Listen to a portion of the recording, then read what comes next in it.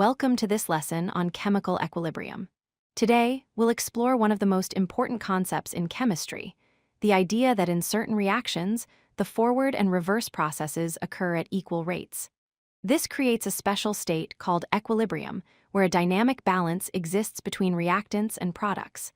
Let's dive into understanding what this means and why it matters. Before we understand equilibrium, we need to know about reversible reactions. A reversible reaction is a chemical reaction that can proceed in both directions simultaneously. This means that reactants can form products, and at the same time, products can convert back into reactants. Unlike reactions that go to completion in just one direction, reversible reactions have this unique property of going forward and backward at the same time. Reversible reactions are represented using a special double arrow symbol. The general form shows reactants A and B on the left side and products C and D on the right side. The double arrow between them indicates that the reaction can proceed in both directions. The forward direction converts reactants into products, while the reverse direction converts products back into reactants. This notation is fundamental to understanding chemical equilibrium. In a reversible reaction, we actually have two reactions happening at the same time. The forward reaction is where reactants combine to form products. Simultaneously, the reverse reaction is where products break down or recombine to form reactants again. Think of it like a two-way street where traffic flows in both directions at once. Both processes occur continuously and independently of each other.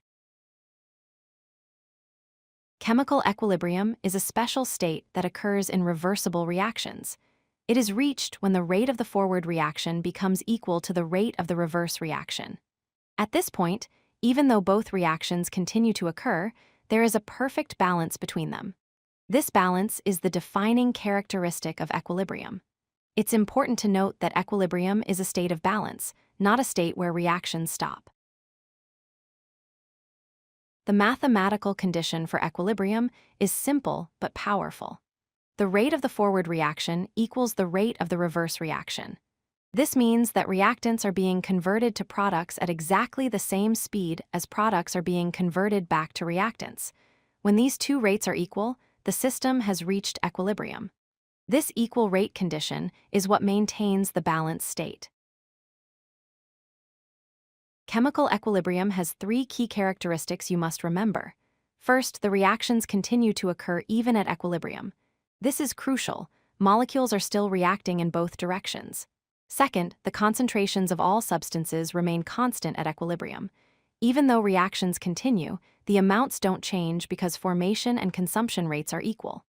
Third, a dynamic balance is maintained. The system is active and dynamic, not static or frozen.